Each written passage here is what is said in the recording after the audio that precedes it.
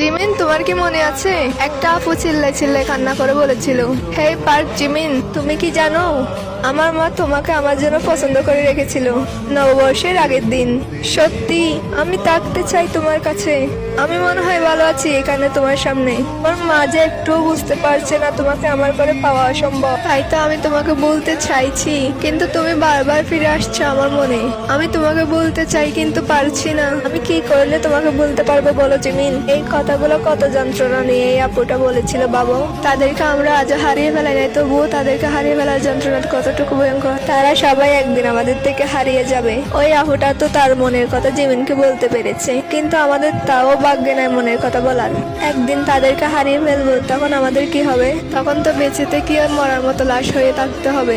তাদেরকে না পাওয়ার যন্ত্রণা দুমড়ে মুচড়ে শেষ করে দিচ্ছে, কিন্তু কিছু করার নাই, এটা মেনে নিতেই হবে। এটা আমাদের আর্মিদের জীবন।